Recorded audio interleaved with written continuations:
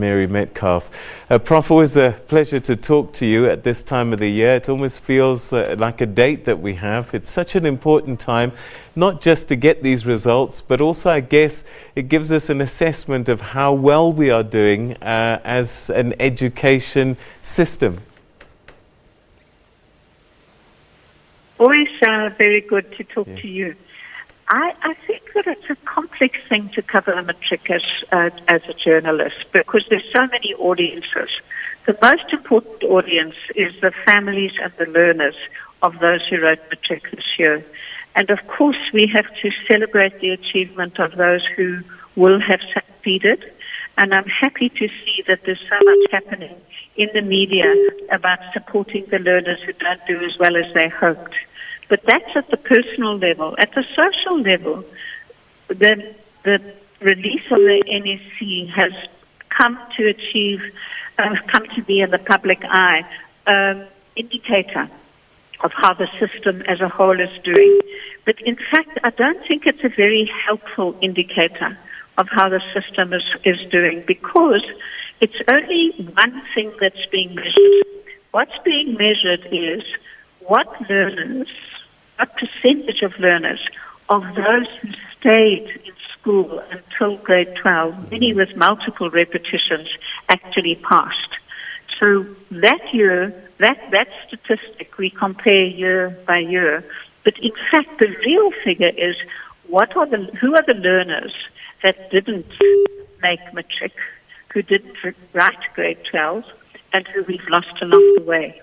Now, one of the things that's interesting to me is that this year we have, for the first time, a provincial NEC who's actually published the retention rate. So, Panyaza Sufi tweeted a little bit earlier his retention rate in Gauteng. Now, that retention rate is improving. Now, what that means is that whether or not Gauteng comes first, second, or third in this annual comparison, they have improved the number of children who stayed in the system. So if you look at the tweet of Panyaza Sufi, in 2014, only 62% of the children who started in grade 1 reached grade 12. In 2019, it's 77%. Now that is the figure that we should be looking for from every province, and we should look for nationally. Because as a country as a whole, in terms of last year's figures, only 37% of the learners who started grade 1 actually passed matric. And the question then has to become, as a system issue, where are the 63%? Right. What's their future? How can we assist these amazing young people to not feel that there's no hope for them? And what can we do to increase the percentage of those that reach grade 12 and succeed? How do we do that across the country? I'd better pause and let you ask a question. All right, so that's a very, very important statistic. And I guess what we also have to look at is for those that do stay in the system, the quality of education. Do you get a sense that it's been improving over time, and also that we're preparing them for a world that's changing much quicker than when we were at school? Both of those are interesting questions. So one is the question of quality and the other is the issue of relevance. So in terms of quality, it's hard to measure quality. Often we look at it by looking at the number of learners who achieved at a high enough level to go on to university, the ones that get the bachelor pass proceed with bachelors. That figure is also steadily improving, as our NSC result is.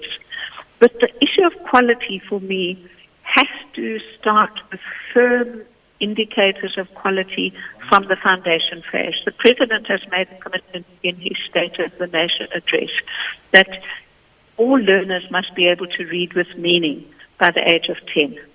Now that means that we need to be able to measure this reliably. We need to be able to monitor it year by year.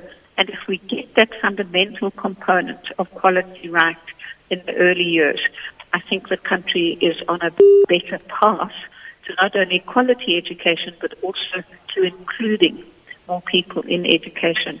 The issue of relevance, I have quite strong views here, so I'll put them out there and people can contest and debate. I think that the issue of relevance is that the world is changing. It's changing constantly. The job opportunities that people are going to be facing in the next few years is uncertain, and it's also changed enormously from the previous years, and it will continue to change. So in terms of relevance, I think we mustn't be driven by short-term goals of what we think will be fashionable, what we think might be useful to people. We need to make sure that there's quality in terms of numeracy and literacy, in terms of thinking critically, in terms of being able to interpret information. And what then happens is whatever the job market does, whatever industry does, whatever the fourth industrial revolution does, we should have learners who are firstly at the level of knowledge and cognition, able to be adaptable.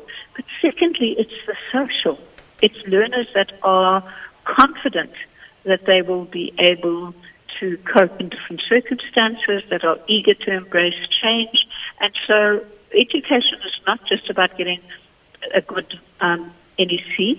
It's not only doing that individually and collectively as society, but it's also making sure that our learners leave school competent in their and confident in their ability to learn, and confident in their ability to engage in society, to make a positive contribution to society, whatever the level of performance.